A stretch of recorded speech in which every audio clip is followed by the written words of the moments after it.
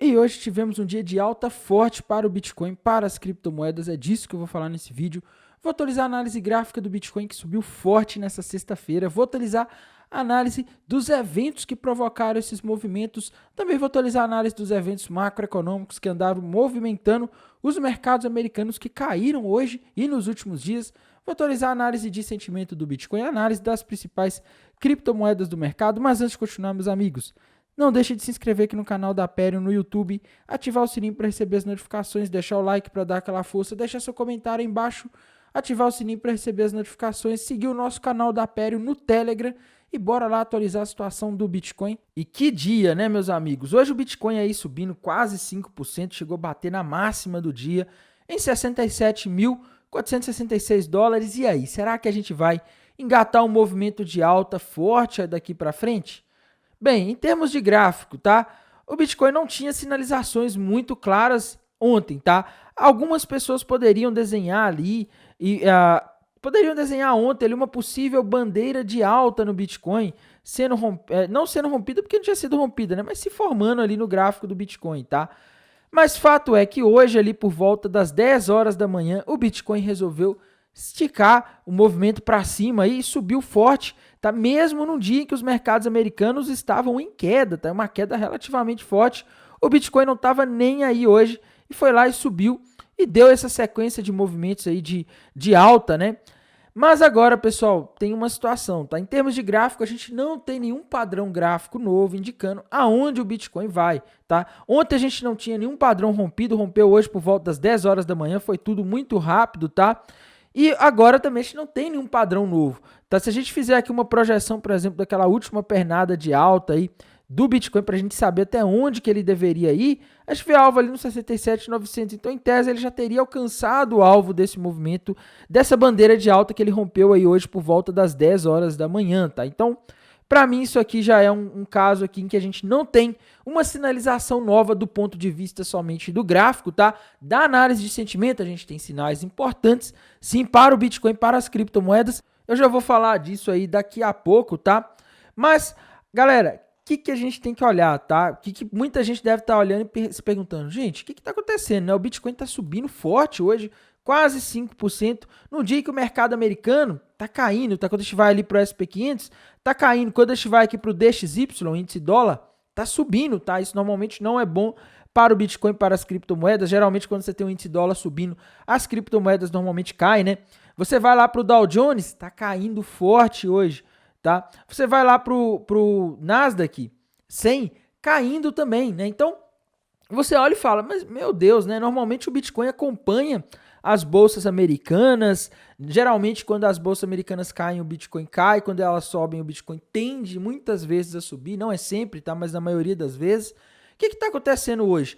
Na verdade, desde sábado passado, quando aconteceu aquele atentado lá contra o Trump, que a gente já vem tendo aí uma situação de descolamento das bolsas americanas e do mercado de criptomoedas, né?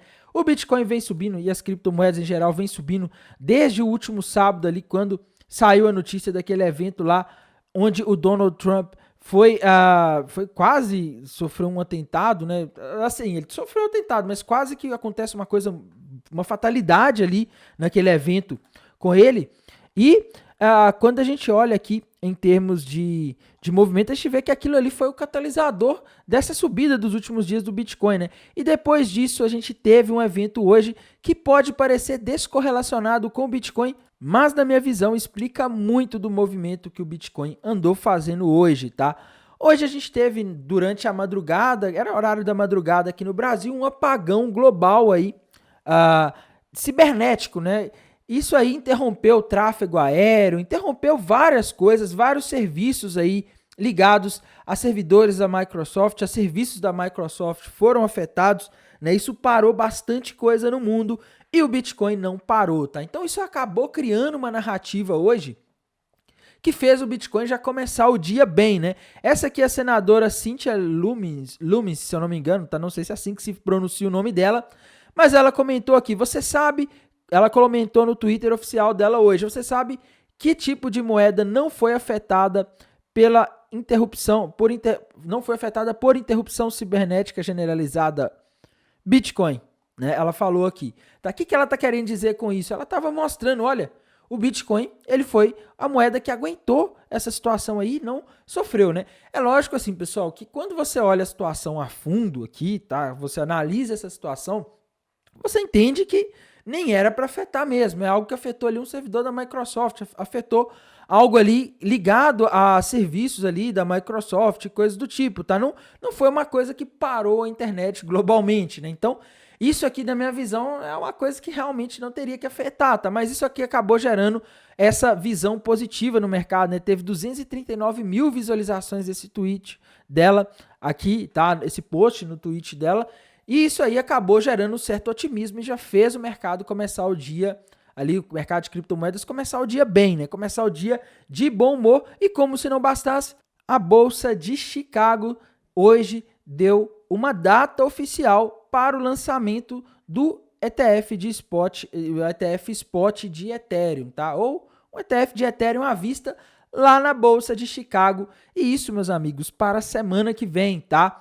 Eles falaram que o ETF à vista de Ethereum começará a ser negociado no dia 23 de julho, que vai ser aí a próxima terça-feira. Então isso aí trouxe mais otimismo ainda para o mercado de criptomoedas, tá? É uma notícia positiva aí para o Bitcoin, para a Ethereum. O que eu achei mais engraçado aqui dessa história toda foi que a Ethereum nem subiu tanto assim, tá? A Ethereum subindo aí 2,5% hoje, uma alta relativamente pequena, tá? Comparado com o que o Bitcoin tá fazendo, o Bitcoin tá subindo quase 5, a Ethereum subindo 2,5, então a Ethereum tá mais fraca, né? Daqui a pouco eu já vou falar da análise gráfica da Ethereum aqui, tá? Mas o que acontece aqui é o seguinte, pessoal, a gente tem esse movimento aqui mostrando que o otimismo do mercado hoje ele foi mais relacionado ao Bitcoin, nem a notícia do ETF de Ethereum fez tanto preço igual a notícia ali dos ETFs de Bitcoin. A notícia do ETF de Ethereum saiu mais para o final da tarde ali, se eu não me engano, ali por volta das 4 horas da tarde, tá? E ela não causou muito preço. Vocês veem que depois das 4 horas da tarde o Bitcoin aí ficou até meio que parado. A Ethereum também não fez grandes movimentações depois daquele horário. Tá? Então a gente vê aqui que o que provavelmente movimentou o mercado de criptomoedas hoje foi essa notícia aí desse apagão cibernético e como o Bitcoin reagiu a ele, porque isso aí acaba sendo contado pelo mercado como uma prova de tempo, tá? Embora, como eu disse, não é algo que afeta os mineradores, não é algo que tende a afetar a rede do Bitcoin diretamente, né? Então, assim, não faz muito sentido na minha visão, tá? Para mim, prova de valor aí do Bitcoin seria se a internet, por exemplo, caísse globalmente, acontecesse uma coisa dessa magnitude aí, muito mais sério, e aí a gente veria se o Bitcoin sobreviveria, tá? Mas isso aí eu acho pouco provável, né? Então, assim, o mercado interpretou bem esses eventos de hoje, o mercado gostou aí de ver a internet caindo e o Bitcoin continuando. Internet não, né? Algumas coisas, alguns serviços virtuais caindo e o Bitcoin continuando no ar, tá? E, meus amigos, a gente não pode deixar de falar do mercado americano, né? O que tá acontecendo hoje, tá? Galera, bolsas americanas, tá? Hoje a gente não teve eventos macroeconômicos, a gente teve alguns balanços corporativos ali, tá? Mas não são os mais visados assim.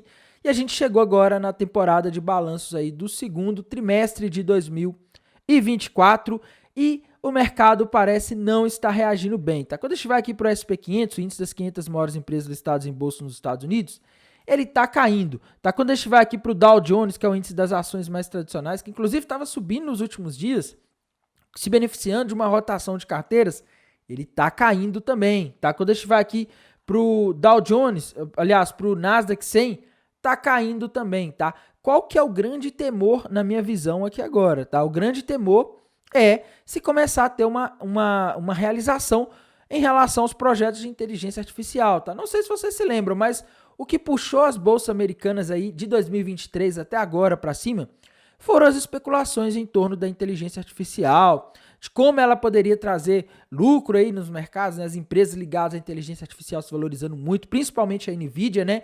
E o receio é que agora possa estar ocorrendo um estouro dessa bolha no sentido aí dos investidores estarem começando a realizar lucro, tá?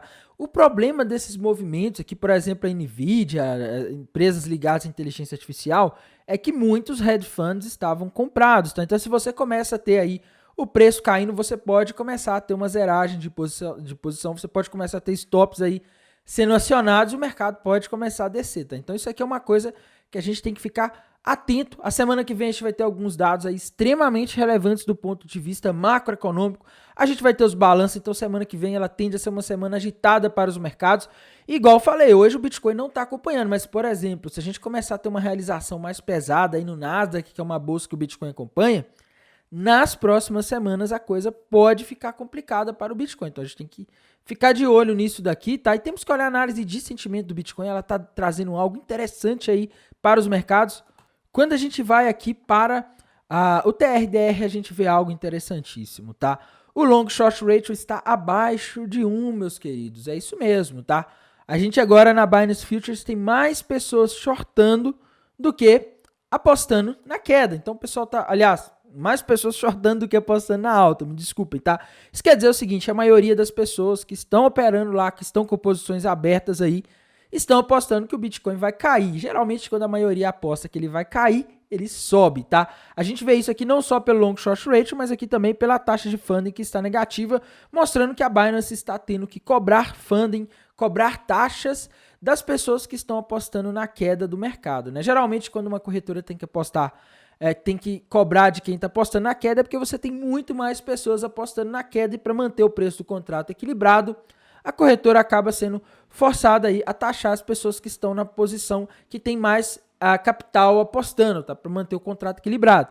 E interessante aqui, tá? Ao mesmo tempo que a gente teve esses dois sinais aí aparecendo, o long short rate caindo e a taxa de funding ficando negativa, a gente teve também uma subida do Open Interest, que significa que posições de trading foram abertas, tá? Então hoje, inclusive hoje, pessoal, isso aí não é coisa de ontem não, tá? Hoje, a partir da manhã, a gente começou a ter o pessoal apostando na queda do Bitcoin. Quanto mais o pessoal aposta na queda, mais as baleias tendem a jogar o mercado para cima aí para liquidar essas pessoas, tá?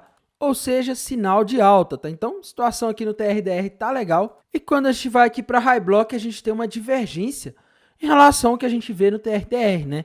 TRDR ele mostra mais pessoas apostando que o mercado vai cair do que vai subir, principalmente hoje, mas quando a gente vai aqui para High Block, a gente pode ter uma impressão um pouco diferente, tá? High Block continua mostrando bastante liquidez abaixo ali na região de 62 mil dólares, principalmente o gráfico aqui de mapa de calor mostra que tem muita liquidez naquela região ali dos 57.500, tá? Mas e aí, Tainan, como que tá, né? Como que você trata essa divergência? A gente tem aí dois indicadores de sentimento dando sinais diferentes. Pessoal, sinceramente, eu confio mais no TRDR do que na High Block nesse contexto, tá? Primeiro, tá? Quando a gente olha aqui, essa liquidez que começou a se formar aqui na região dos 62 e na região ali dos 57 mil dólares para o Bitcoin, né? Que indicaria que o Bitcoin teria que cair para buscar essa liquidez, começou a se formar ali quando o Bitcoin estava na faixa ali dos 64, 63 mil dólares, tá? Se essa liquidez começou a se formar quando o Bitcoin estava naquela região, quer dizer que essa liquidez é de pessoas que começaram a abrir posição apostando que o Bitcoin iria subir quando ele estava ali nos 63, 64. Bitcoin agora está ali perto dos 67, né? Se ele foi para os 67, isso aqui quer dizer o seguinte, pessoal, essas pessoas que estavam aqui abaixo apostando que o mercado iria subir, acertaram. Se elas acertaram, muitas delas podem ter fechado suas posições, tá? Para alguém que abriu uma posição 63.500, por exemplo, tá com a liquidação em 62, essa pessoa está extremamente alavancada, tá? Então, um movimento desse do mercado aí do Bitcoin de sair ali de 63.500 e ir lá para os 67, acaba dando um lucro muito bom e muitas vezes essas pessoas, elas fecham posições, tá? Pessoas que operam muito alavancadas geralmente não ficam muito tempo com posições abertas no mercado futuros de criptomoedas por causa de todo o risco que existe, né? Extremamente arriscado você ficar dias com uma posição alavancada segurando ela no mercado de criptomoedas. Então o que eu vejo aqui é o seguinte, meus amigos, eu confio mais nesses pontos que estão mostrando liquidez aqui acima, tá? Região de 70.900 dólares. Tá com bastante liquidez aí que andou acumulando nos últimos dias, né? Então eu acreditaria mais na possibilidade do Bitcoin lá do que dele ir buscar essa liquidez ali no 62, pelo menos por enquanto, tá? É lógico que a gente pode começar a próxima semana aí com o humor do mercado totalmente diferente, né? Então a gente tem que ficar de olho e a gente também tem que falar da situação das principais criptomoedas. Começando aqui, pessoal, como sempre, pela Ethereum, tá? Que é a moeda mais importante aí dos mercados de criptomoedas. E, meus amigos, o gráfico da Ethereum, ele deu um verdadeiro balão aí, né? Ele realmente parecia estar formando ali um ombro, cabeça, ombro, que normalmente é um padrão de reversão de tendência no gráfico de uma hora. mas a Ethereum subiu nesse movimento aí de subida do Bitcoin hoje, esses eventos que acabaram puxando tudo para cima, fizeram a Ethereum subir. Ainda tem a situação do ETF de Ethereum aí que está em discussão, tá? Que provavelmente deve começar a funcionar na semana que vem. Então isso acaba gerando ânimo no mercado. E a Ethereum, meus amigos, ela tá, na minha visão agora, no range. Eu descartaria esse ombro, cabeça, ombro, tá? Mas eu vejo a Ethereum aqui no range dessa região aqui, tem 3.500 dólares e a região ali dos 3.350 dólares, tá? Eu vejo esse range para Ethereum. Ela já vem andando nessa região aí já tem um tempo, tá? Ela não rompeu nem para um lado, nem para um outro, né? Então, tá meio que a Ethereum tá meio perdida aí, tá? Não tivemos um rompimento, não tivemos uma sinalização muito clara, mas eu vejo aqui o seguinte, se a Ethereum conseguir romper para cima nos próximos dias aí, essa região de resistência ali dos 3.500 dólares, graficamente a gente teria um alvo lá nos 3.650, tá? Se a gente romper para baixo, a gente teria um alvo ali na região, se rompesse ali, né, no caso, os 3.350, a gente teria um alvo ali para a Ethereum lá na região dos 3.230, tá? Então, essa é a situação que eu estou vendo, a Ethereum, na minha visão, está no range ali, ela tem que romper ou resistência acima ou suporte abaixo aí para se decidir, tá? Ela já está nessa faixa de preço aí desde o dia 15 de julho, né? Então já tem uns 3 dias aí que a Ethereum, ela não se decide, ela vai ali acima, cai, sobe e não rompe para nenhum lado, pelo menos até o momento, tá? Então tem que ficar de olho nisso daqui. A situação da Ethereum é positiva por causa desses rumores aí de ETFs, né? Nem são rumores, já foi confirmado. Então na semana que vem já deve ver o ETF de Ethereum começando a ser negociado. E outra criptomoeda aí que a gente não pode deixar de analisar aí, de comentar sobre ela hoje, é a Matic, tá? Que também acompanha bastante a Ethereum. A Matic tá subindo até melhor do que a Ethereum hoje, né? Tá interessante aí quando a gente olha o movimento, tá? A Matic formou um fundo duplo bem pequeno ali no gráfico de 1 hora do Bitcoin, né? E se a gente fizer uma projeção aqui desse fundo duplo que a Matic rompeu, aparentemente já bateu o alvo, vamos ver aqui, já teria batido o alvo ali nos 53 centavos, tá? Então a gente não tem nenhum padrão gráfico novo aí para a Matic, o gráfico dela tá bem bolado, tá? A gente pode ver várias coisas aqui, né? Mas uma das coisas mais fáceis de você enxergar aqui é uma possível cunha ascendente no caso, né? Que seria um padrão baixista já rompido para baixo, tá? Então isso aí seria uma sinalização de que a Matic poderia cair, mas é aquela história, pessoal, para a Matic cair, a gente precisa que o Bitcoin e as outras criptomoedas caiam, tá? Se isso não acontecer, ela deve ficar aí nessa região dos 50 centavos, que ela já está aí há alguns dias, tá? Então temos que ficar de olho aí no que vai acontecer aí com o mercado como um todo, né? Se cair, provavelmente a Matic aí deve buscar novos fundos, deve voltar ali na região dos 45, 44 centavos de dólares, tá? Outra criptomoeda que está sendo muito afetada nos últimos dias por essas notícias de ETFs é a Solana, que, meus amigos, a Solana está conseguindo performar muito bem hoje, né? A Solana rompeu um fundo duplo para cima, tá? Eu tinha comentado aí no último vídeo de análise. O alvo para a Solana está lá na região dos 186 dólares. Então, nos últimos dias aí, nesses movimentos, a Solana fez o pullback aqui nesse fundo duplo e agora está com o alvo ali nos 186 dólares, tá? Então, Solana deve aí subir nos próximos dias ou semanas se o mercado ajudar, é lógico, porque é aquela história, se o Bitcoin cai, ele acaba levando tudo junto com ele, né? Mas a situação parece estar legal aí para o Bitcoin, então isso acaba ajudando a Solana aí com esses rumores de ETF de Solana que também estão circulando, tá? A da Cardano subiu um pouco hoje, 3,5%, mais que a Ethereum, mais menos que o Bitcoin. Não consigo ver um padrão no gráfico da Cardano, tá? Tá um gráfico aqui bem embolado na minha visão. Se a gente der um zoom aqui no gráfico de 1 hora, dá para forçar algum padrão gráfico, né? Mas bem difícil aqui, não dá, tá, gente? Não dá. Infelizmente o gráfico da Cardano tá bem ruinzinho para montar aí uma posição agora, para procurar uma justificativa para montar uma posição, né? XRP, ela já bateu o alvo daquele topinho duplo que ela formou, tá? Esse aqui a gente não tinha falado, né? Ela bateu os alvos de todas as figuras que ela formou recentemente, tá? Tinha formado um pivô de alta ali, com alvo na região dos 60 centavos, 61 centavos, já bateu, caiu, tá corrigindo, e agora a gente não tem nenhum padrão novo na XRP por enquanto, tá? Outra criptomoeda aí que a gente não pode deixar de dar uma analisada é a Chainlink, que também andou tendo uma performance legal aí quando saiu alguns rumores de ETF da Solana ou da Ethereum, né? E quando a gente vai aqui para o gráfico da Chainlink, subindo 3,5 aproximadamente hoje, mais do que a Ethereum, menos do que o Bitcoin, tá? E graficamente, pessoal, a gente não tem aí, por enquanto, o rompimento daquele ombro cabeça-ombro, mas é o que eu venho alertando. A Chainlink, a gente tem que ficar atento nela, porque se ela romper os $12 ali para baixo, a coisa pode ficar complicada. Agora ele está no 14, nos 14, tá tranquilo, tá? Mas é algo que a gente deve prestar bastante atenção aí nos próximos dias para a Chainlink, essa região dos $12, ela não pode romper isso para baixo, tá?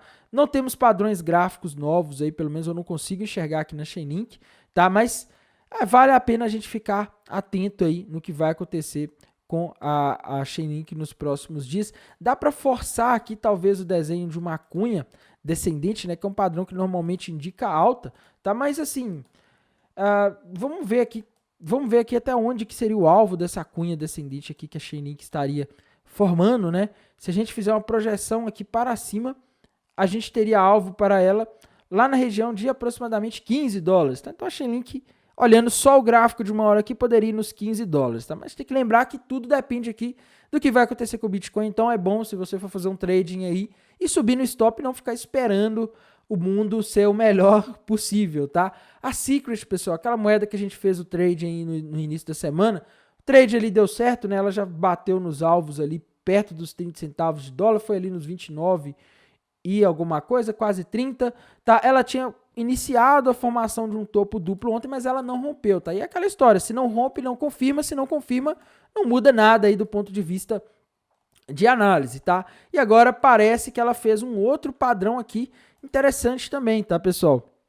Quando eu estiver aqui pro gráfico de uma hora da Secret, a gente consegue ver aqui um possível fundo duplo sendo rompido para cima, tá? Ao contrário daquele topo duplo que a gente viu ontem que não rompeu, esse fundo duplo aqui já parece estar sendo rompido, tá? Olhem só. E se rompeu para cima esse fundo duplo aqui, aí a gente vai buscar uma projeção do alvo dessa figura, né? E o alvo seria lá na região dos 29 centavos de novo, tá? Então, a Secret pode voltar aí naquela região que ela bateu aí de topo nos últimos dias, que poderia dar um trading aí bem curto, tá? Ele já não seria um trading tão interessante igual o último, né? O último foi 10%, foi bom, tá? Mas ainda assim, ela pode fazer um movimento aí que, para o pessoal que gosta de fazer um scalping aí, uma operação bem rápida, pode ser interessante, tá? No mais, pessoal, vou mantendo vocês atualizados aqui pelo canal Criptográfico, no YouTube, lá pelo canal no Telegram. Desejo a todos uma excelente noite de sexta-feira, um excelente final de semana, um bom descanso e bons negócios. Até mais, tchau!